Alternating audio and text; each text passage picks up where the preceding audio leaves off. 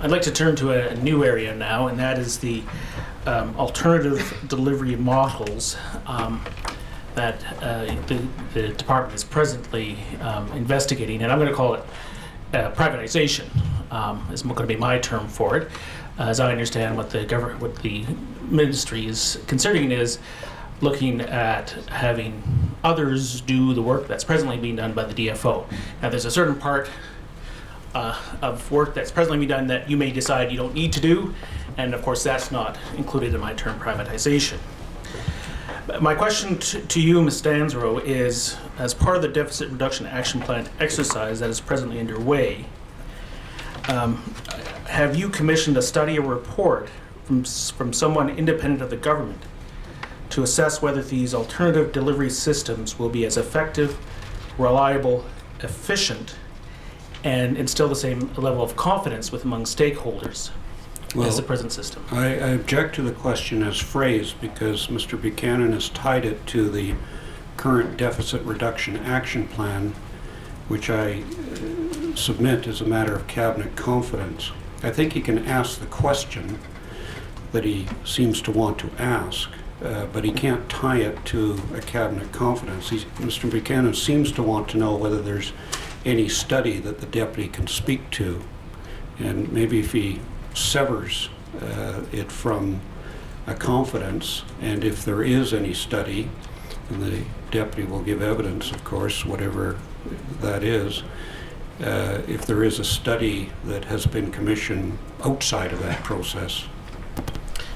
With your council's elaboration or gloss on my question, so tying it outside of the Deficit Reduction Action Plan, has the ministry commissioned and obtained such an independent assessment? Well, the time frame, I'm not sure what time frame you're referring to.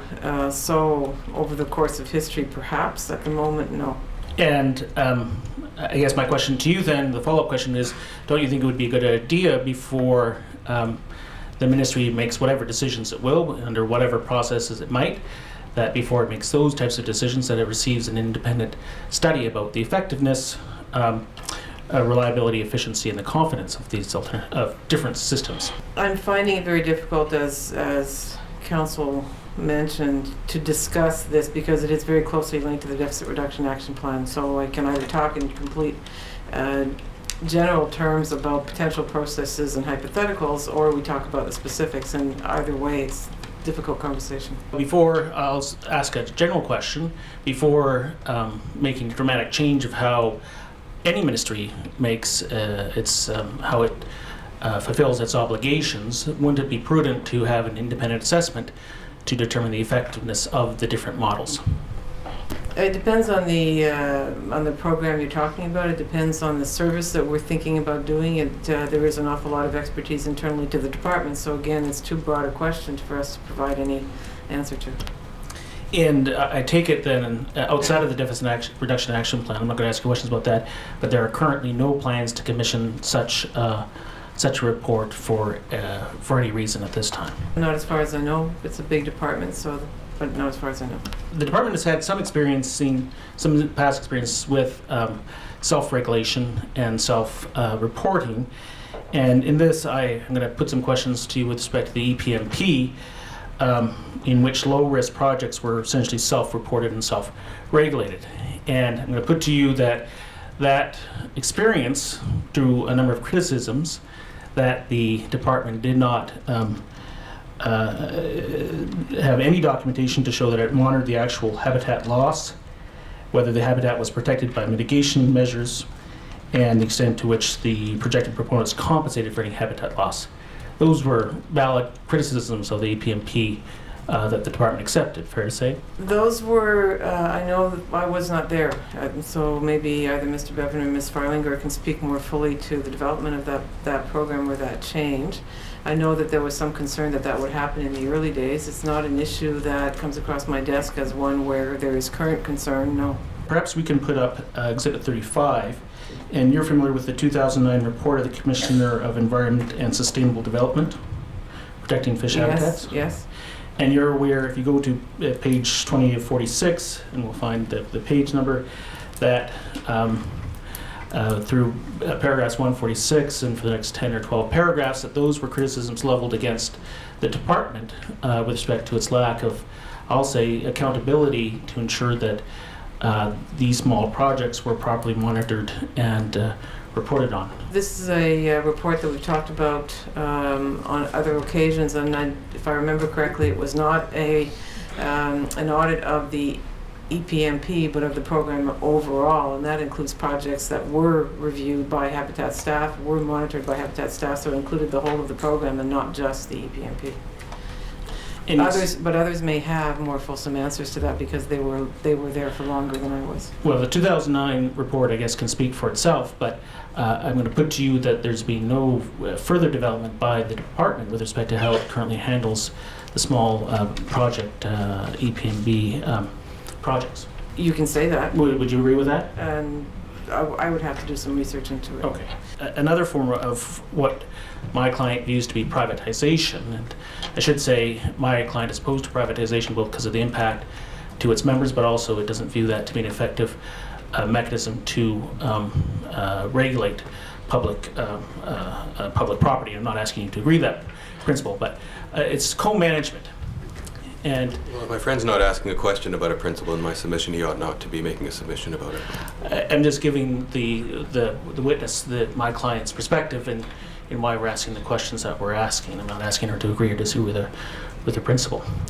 With respect to co-management, where it involves Aboriginal framework agreements or comprehensive fisheries agreement, where there is payment by the DFO to the First Nation to perform some catch monitoring and conservation protection work. I'm going to ask you some questions about those types of agreements. The first is has the... If I may, I think others would be better suited to answer those questions. All right. Well, I'll ask Mr. Bevan because I understand that's within your bailiwick. Is that fair to say? It was until recently. Okay. Has there been, to your knowledge, any independent study done with respect to those types of agreements, in particular the Aboriginal fishery guardians, as to the effectiveness, reliability, and efficiency, and confidence among all the stakeholders with respect to discharging the DFO responsibilities through those types of agreements? First off, I just want to situate co-management agreements. They come in the context of DFO's role in overseeing the fisheries, and setting the rules, and setting the procedures in place for prosecuting the fishery. Co-management agreements don't happen in isolation of DFO monitoring, control, and surveillance activities either. I think it's fair to say that in general, and I'll leave to Sue Farlinger more specifics on the Pacific region, that when we enter into co-management agreements with First Nations communities, it's relevant to the specifics of who's designated to fish and how they're going to monitor the catch, etc. And in terms of First Nations guardians, there's been joint patrols, there's been with DFO fishery officers, so it's not something that is in complete delegation and walk away from it. That's not what's happening. Sure, I'm happy to have Ms. Farlinger answer my question, which was simply whether there's been an independent study done about the effectiveness, reliability, efficiency, and confidence among stakeholders of these types of arrangements. I think that the process we talked about a little bit earlier this morning, the monitoring and compliance panel, as well as our internal study, which resulted in the catch monitoring strategy, which we also talked about this morning, are two venues and two opportunities for stakeholders to comment on various kinds of catch monitoring type activities. With respect to the confidence of stakeholders as it pertains to Aboriginal guardians, in Pacific region, one of the main areas of focus for the development of the Guardian program was in the Skeena River with the Skeena Fisheries Commission, and there in fact was a multi-stakeholder process there in which the recreational fishery agreed to work with Aboriginal guardians under the Skeena Fish Commission to have their fisheries monitored. So that's just one example of where stakeholders were willing to work together to have that done. In the case of the comprehensive agreements, we have done internal reviews 10 years after the initial Aboriginal fisheries program, and as you know, through our various co-management processes to look at the various elements, including how fisheries are monitored. And this once again ties back to the catch monitoring strategy, where fishery is very Ms. small and Farlinger. has small fishing power. Ms. then Farlinger, it my question was, relates is to- there an independent study that you're aware of that examines those things? I apologize to interrupt, but I've only got a couple minutes left. Yeah, no, I'm sorry, you asked about studies, and so those are the kinds of studies we've done. As far as I am aware, there is no independent study. Okay, thank you. Just with respect to integration of First Nations knowledge and experience, Ms. Farlinger, would you agree with me that one way the department can have that knowledge and expertise and experience is to hire Aboriginal individuals directly into the department? That's certainly one way, and the other in which our programs have focused is to build capacity in Aboriginal communities, and that includes people coming into the department and out of the department. Right. And as I understand, there are about 3.5% of First Nations representation in the department nationwide. Is that enough in your view? We do have targets associated with the number of Aboriginal people in the population in the area, and I would have to go back and look at the statistics for Pacific region generally as to whether the number of Aboriginal people we have working in DFO and Pacific region is representative of the population. But we do, of course, have various processes in terms of hiring to include visible minority groups, including Aboriginal people. In the minute or two I have left, I would turn to you, Mr. Bevan, and I just have a couple questions relating to your testimony about Mr. Nelson and his testimony. And my question to you, Mr. Bevan, is since Mr. Nelson is the top CNP person in the region, you would expect him to be alive to and know of the developments throughout Canada as to different techniques and strategies for enforcement. Fair to say? Yes, he's part of the enforcement committee at DFO.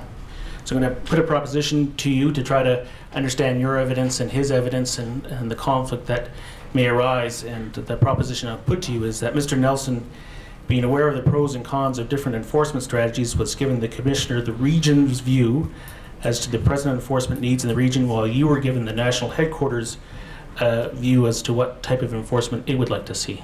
I think where there's a bit of a difference, I think Mr. Nelson's saying if the status quo is maintained, here's what would be ideal levels of resourcing.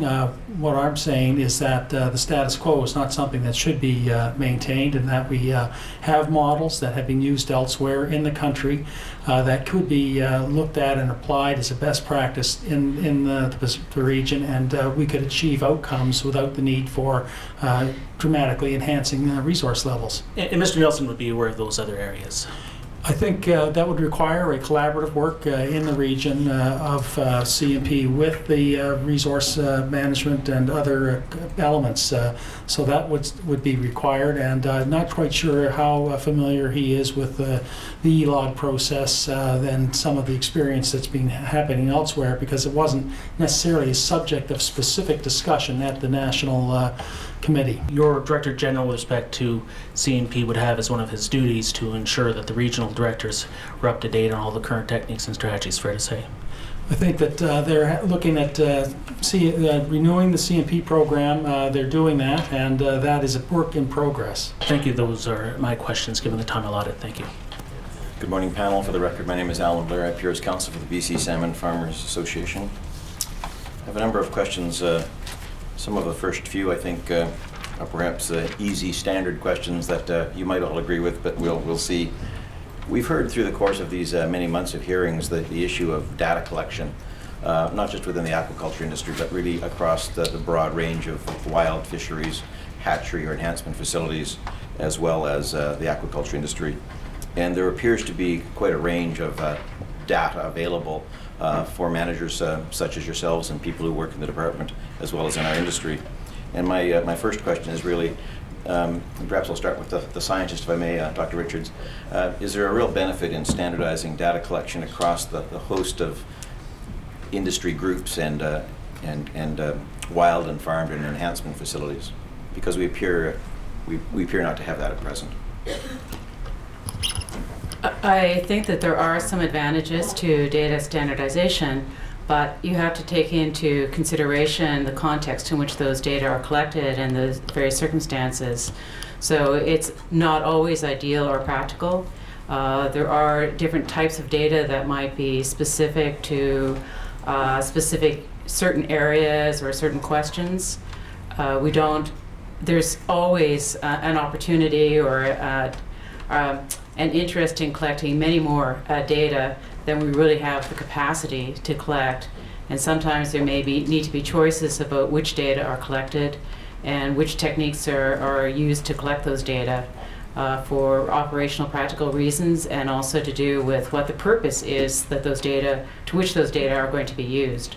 And I suppose a follow-up to that would be, there's a very practical issue in the fact that in the wild fishery, fish are difficult to sample and the data is more difficult to collect than, for example, in the aquaculture industry per se, or in salmon enhancement facilities generally. Would you agree with that? I think that any kind of sampling always has its challenges associated with it. It is certainly true, and I've mentioned this already, that if you're interested in wild fish in the middle of the North Pacific Ocean, we don't have a lot of opportunities to sample those fish. So yes, the circumstances need to be adapted somewhat to the specific area, the specific question that's being asked, the specific circumstances. And so I think that there isn't just one set method that's applicable across the board. You know, I wasn't sure that I was going to go to the great Pacific, North Pacific, but you raised that, and so I will, just for a very brief question. If you word search through the 130 days of evidence for the word Alaska, you'd find it closely associated with Gulf of Alaska quite frequently, and rarely with state of, and I mean capital S, state of Alaska. And so my question for you, perhaps for all of you, is it appears that although the fish migrate from the west coast rivers of both British Columbia and the Alaskan Panhandle and beyond into Alaska, there appears to be almost two solitudes in terms of the exchange of information between Canada and the US. Of course, there's a mechanism for some exchange, but we've heard really very, very little about what goes on along our joint coast. Again, Dr. Richards, I'll start with you. You mentioned North Pacific. My question after my statement is to suggest that really there could be much greater level of cooperation between the two nations to understand what's going on in the North Pacific. I think we always seek a great level of cooperation. In fact, there actually is a lot of exchange going on at the scientific level. We are very active within, first of all, the Pacific Salmon Commission on a scientific level and sharing data. Also within the North Pacific Unanimous Fish Commission, sharing data. It's another mechanism and forum. Within the Pisces, the North Pacific Marine Science Organization. So I think we have a lot of ways and a lot of opportunities to work together. And certainly the scientists are always interested in working and collaborating to the extent they can with their colleagues, either with Alaska Department of Fish and Game, with within the NOAA and National Marine Fisheries Service, and within various universities within Alaska. Anyone else want to jump in on that one, or we'll move along? No. I'll go then to fish health management plans, and again, this question can be for any of you, although again, perhaps it falls to Ms. Farling or Dr. Richards. The question really is around fish health management plans for all fish producers in British Columbia. That would include client sites of ours, the aquaculture industry, salmon enhancement programs, and hatcheries. But there appears not to be such a standardization of a fish health management plan across those spectrum of groups managing fisheries, resource, wild, and farmed. Do you again agree that there would be a benefit in a single sort of standard fish health management plan template that could be used, or is that not something that you see on the immediate horizon? Anybody? I see Mr. Bevan reaching for the mic. Yeah, I'm not sure that I can agree with the premise of the question in that there is a National Aquatic Animal Health Program that's administered by the Canadian Food Inspection Agency. They'll certainly look at priorities as in terms of where are the risks and where are the concerns, and to focus their the program based on that. But they do look at the broad spectrum of National Aquatic Animal Health, and I don't know that I could just say that there's a focus on aquaculture and nothing on wild fish. So I think they do direct their efforts based on risk, but they do look at the broad spectrum of issues. Just Ms. Farlinger, just if I could stick with Mr. Bevan for a moment. When we had the fish veterinarians on an earlier panel, Drs. Mackenzie, Shepard, and Marty, we heard quite extensive information regarding the aquaculture industry's fish health management plan. Perhaps I was the only one, but I was left with the impression that there was a very robust fish health management plan specifically towards the aquaculture industry that seemed not to have the same rigor or data sets in, for example, enhancement. I think I'll leave it to Sue Farlinger to talk about the SEP activities, but clearly in looking at what they perceive to be the risks and the need for public confidence, they're focusing on areas where those concerns have been raised, and making sure that we can demonstrate to the public and to markets that we have processes in place to address those risks, real and perceived, because risk perception is also something that has to be addressed. If there is problems in the wild populations, they will turn to that as well. And I think that your point is that they're focusing more on aquaculture, and that has been perhaps a recent experience, but we'll leave it to Sue Farlinger to talk about SEP. Thank you. I think the fish health management plans, whatever form they take, generally apply to areas where fish are grown, and you've referenced those, the enhancement facilities, which we've operated for, well, quite some time, and the aquaculture farms. And both of those things are focused on two things. And the first for finfish aquaculture, of course, is human health and health of the fish that are growing in the pen, and thirdly the health of the environment in which they operate. And in DFO enhancement facilities, since the inception of the enhancement program, there have been a set of guidelines around the potential risks that occur there, which are slightly different than fish that are held in the open ocean. And they have to do with mitigating genetic risks, mitigating what we refer to as ecosystem risks, like competitions with wild stock. So those things have been in place for some time, but as you'll know, we are licensing enhancement facilities, our own enhancement facilities, in compliance with the aquaculture regulation, in the same way that we're licensing other aquaculture facilities. And really, the fish health plans pertain to a facility after an analysis of risks. And I would say the fish health plan, as it pertains to finfish aquaculture facilities, has a significant component, as Mr. Bevan said, having to do with CFIA and human health, as well as issues like the transport of fish between areas.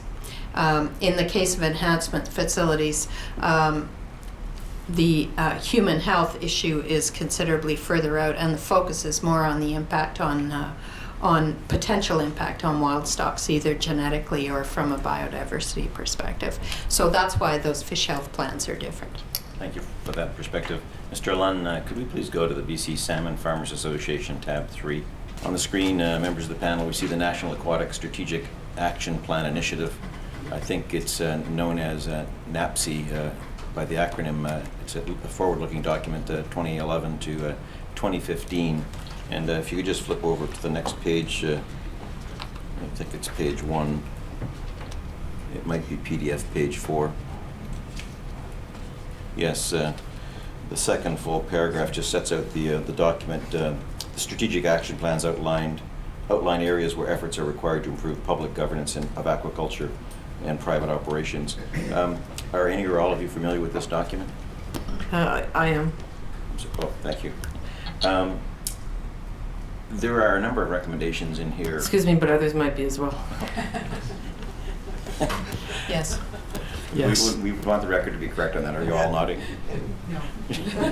The record can show that Dr. Richards is not volunteering to take this question. If we could jump to PDF page 8, paper copy 5.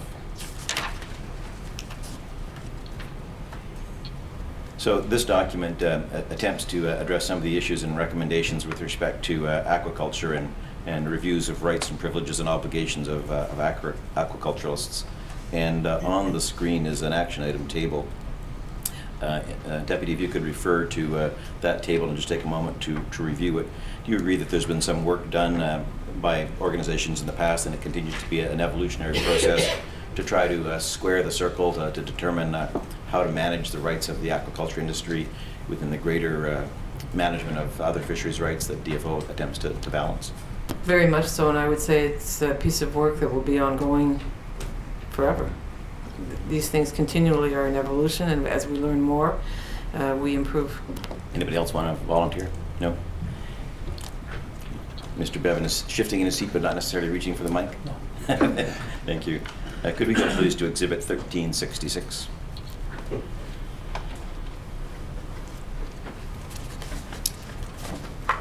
You may be our tab 6 if that helps you.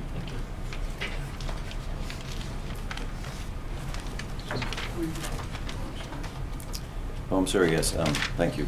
Could we mark the last BC tab 3 as the next exhibit? Thank you. So we exhibit 1931.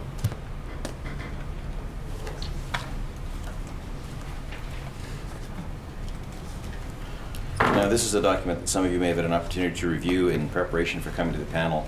The title is self-explanatory. It's a question and answer on salmon aquaculture in British Columbia. It's exhibited as 1366, and as earlier panels have been instructed, it was prepared specifically by my client to assist in understanding some of these issues.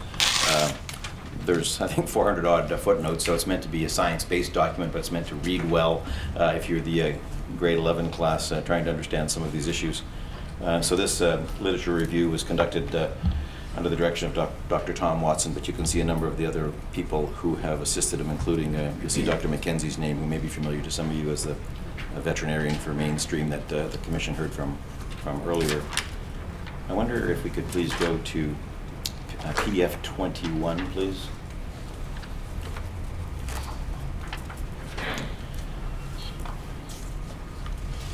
And if you can just go back to the bottom of the next page there to get the title. The question in this document, as it says in the title page, was a series of questions and answers. And so there's the question. Does DFO have a conflict with its mandates? And if you can go down to however, and just highlight from that to the bottom, please. This answer provided in this particular document refers to an Auditor General report of 2000. You can see that referenced. It does not say that DFO's conservation mandate and its commitment to develop sustainable aquaculture are in a clear conflict, only that the DFO was not adequately meeting its obligations. Potential conflict noted by the report was between federal and provincial legislation. The report in fact says, and then there's a quote talking about mutual interest, the creation of the environment in which wild salmon and farming salmon can coexist, thus maximizing sustainable benefits. Now, the questions really that I have for you are down in the very bottom of the paragraph starting now, that BC. The document continues to say that now that BC no longer has jurisdiction over salmon aquaculture in the province, the possibility of conflict with provincial laws is minimized. I'll turn that statement around and ask that as a question to each or any of you. Do you acknowledge that life has been made more simple or more complicated? Perhaps it's a perspective thing as a result of the recent court rulings and changes. It's been made interesting. Interesting. We'll note that. The deputy's answer for the record. No, in fact, and Sue, I think, is best placed to speak to this because it's in her region. But I do mean it when I say it's been made more interesting. Obviously, this is an important question for Canada, and one which we are pleased to be trying to improve upon. So I'm not sure there is an answer as to whether or not it's more simple. There are areas of it that are more simple and areas that might be a little bit more complicated. So I do not Anyone mean to be else on that? facetious. So operationally, we have quite a bit more to do than we did in the past, but certainly, and I know our colleagues in British Columbia will agree with us when mandates are not clear between one level of government and another. There are more challenges than when they are. So from my perspective, it's certainly more straightforward to regulate an industry that, with the exception of the tenure aspect of this industry, is within the regulatory framework of DFO, of our organization. It still requires extensive cooperation with BC, which we've agreed to in a memorandum of understanding, and you know, that's going along well, and we expect it to continue. But it certainly is easier for us to explain how aquaculture is regulated because we are accountable for it. So I gather then you agree with the balance of that paragraph, which says, for the record, moreover, DFO is seeking to implement more rigorous monitoring and reporting requirements than that was mandated by BC. Yes. And here's an interesting last question. Perhaps the deputy has another similar one-word answer to this. There's the reference here to the Aquaculture Act, a proposed Aquaculture Act, and of course many of my questions from this point forward are going to be on this. This document proposes that would be a good idea, that it would assist in clarifying government's roles and responsibilities. Open question. Thoughts on that premise? Would it assist in clarifying government's roles and responsibilities, and if not that, then what? Well, thank you for that question, and as you know, we are actively discussing this, obviously, because it is an area of interest for many people across the country. I don't have an answer. I don't even remotely have a position on it. I do know that should there be an overt, explicit interest for us to go down this route, we would have to do extensive consultation and analysis to determine whether or not an Aquaculture Act would in fact clarify matters, or would it in fact create more silos. I'm always concerned with a loss of integration. I believe that the fisheries management should be done as part of an integrated system, because all of the ecosystems, all of the parts of the ecosystem are interrelated. And so I'm not sure if a separate act would in fact create a new silo that would make it difficult for the two systems to be co-managed. So I don't have a solid opinion, but I would be cautious that we may lose some integration, but we would have to do some research into that. Anyone else?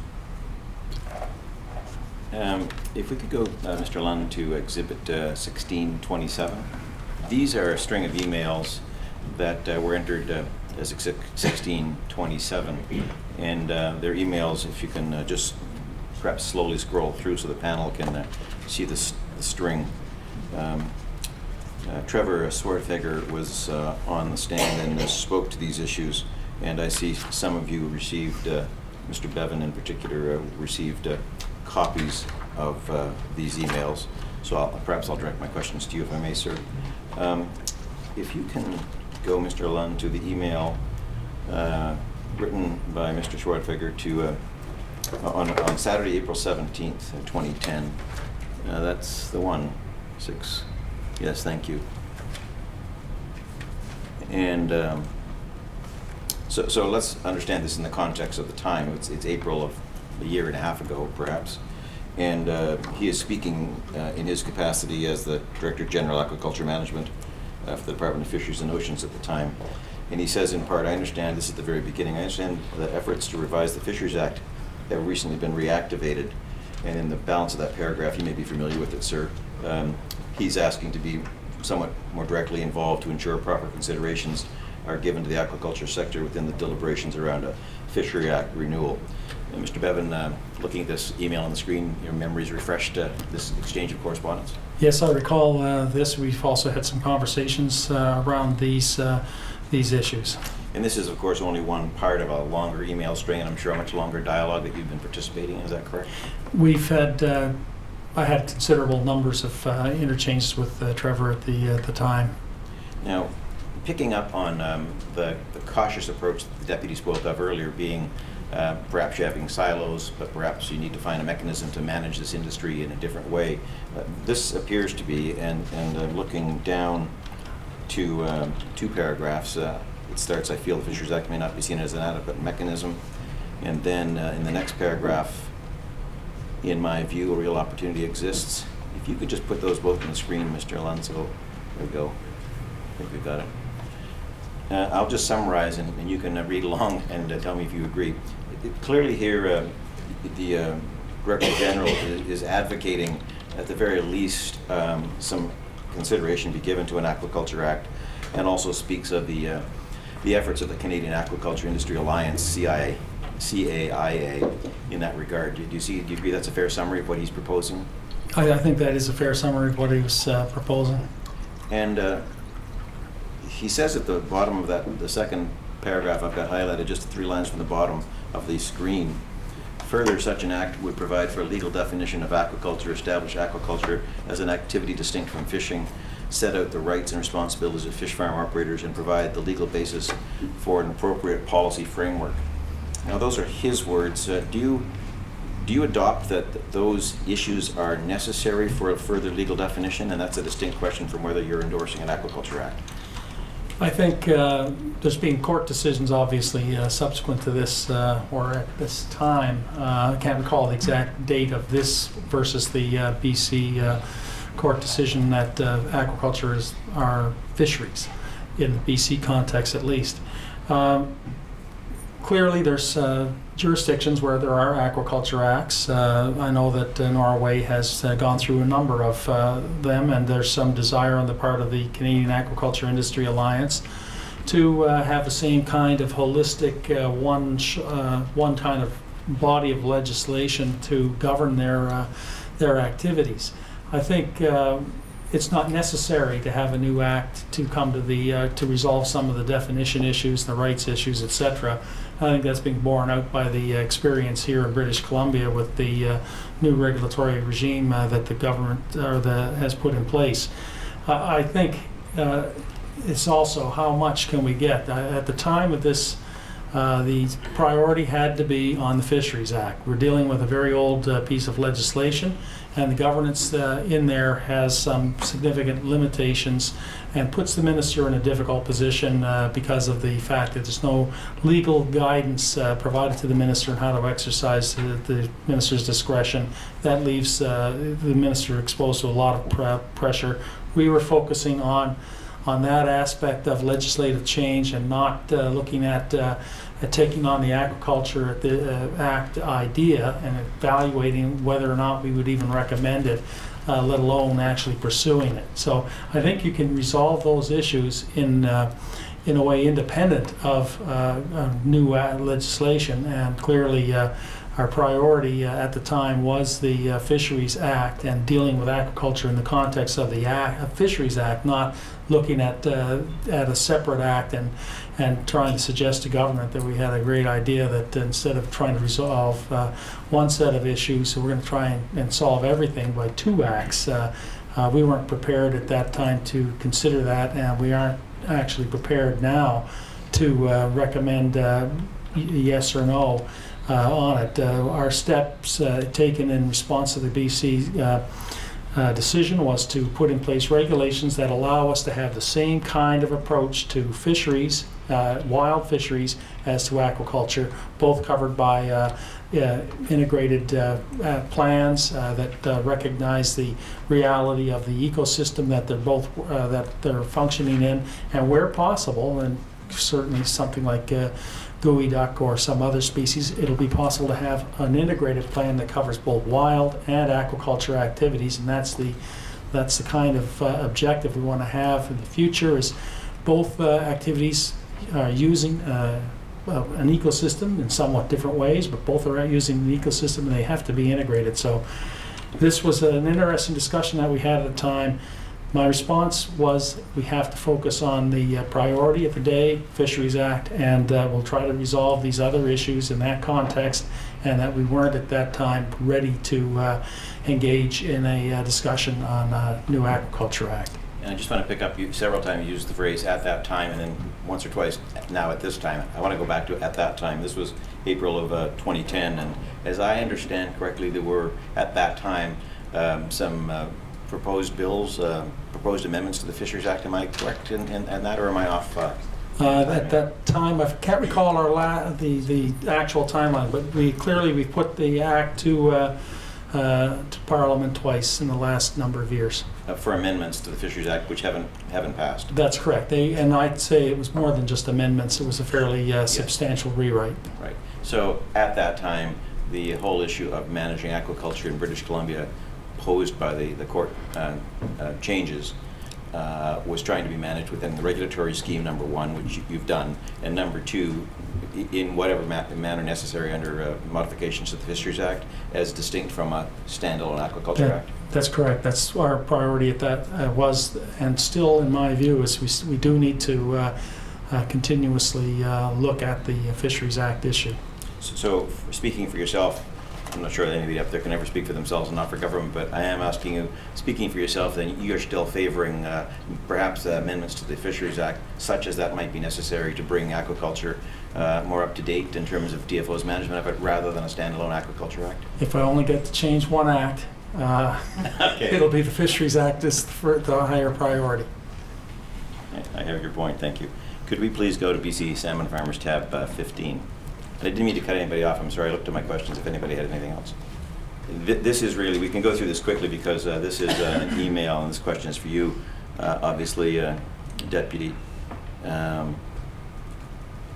It's an email string, and it's on the lines of the same questions. It's now a little more recent in time. It's the end of July 2010.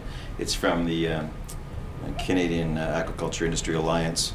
And again, it discusses this issue of the Aquaculture Act, and really the point of putting those on screen and perhaps marking it is to demonstrate to the Commissioner that this is an important initiative from the industry's perspective, and you're aware that they have been and are continuing to hope to advance the concept of an Aquaculture Act.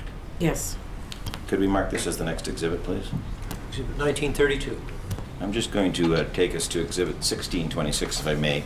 I have a series of questions here, panel, but I'm going to just very quickly just put this next exhibit up on the screen. You'll see this is a document prepared by the Canadian Aquaculture Industry Alliance, and it speaks specifically to their position on this issue. And I believe the date of the document is July 2010. If you flip it over to the next page, Mr. Allen, I think you see the date at the bottom. There we are. Yes. Are you all familiar with this document? Any of you familiar with this document? It's presently already exhibited. At a very high level, yes. Yes. And so you're aware then at a high level this was the industry's position attempting to advance the subject we've been discussing, the Aquaculture Act? Yes. Thank you.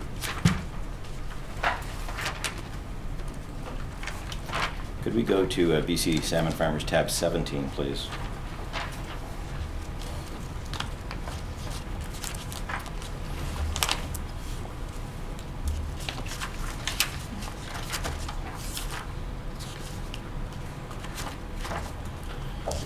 I'm not sure if we had any polls added to the list of exhibits, so if not, we've got one now.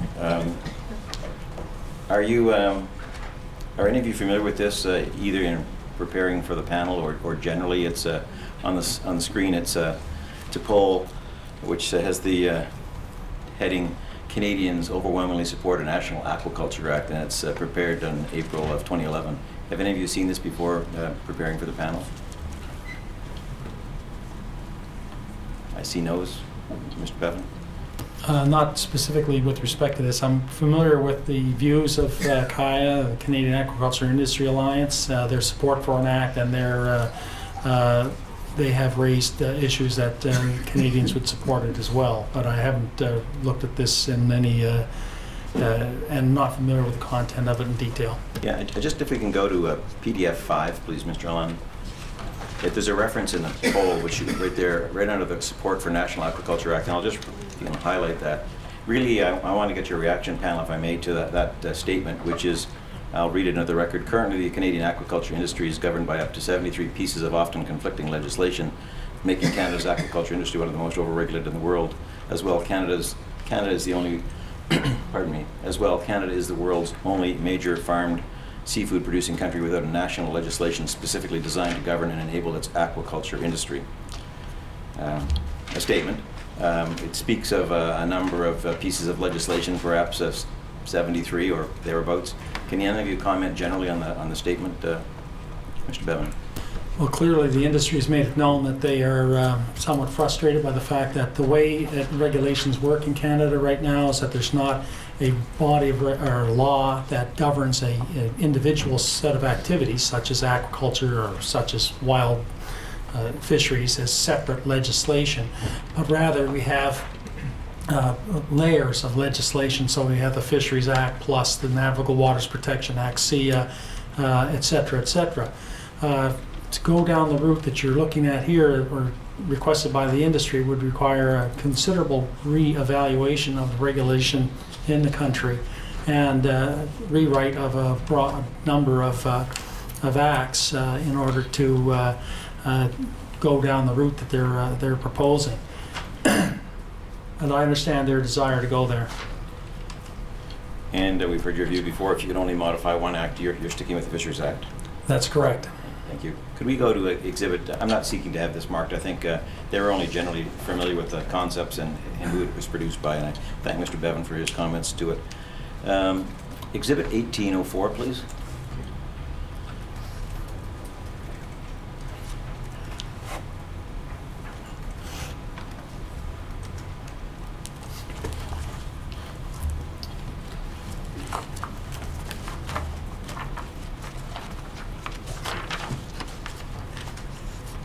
This document is entitled Commissioner's Sustainable Aquaculture Recommendations for Change. It's a 2004 document.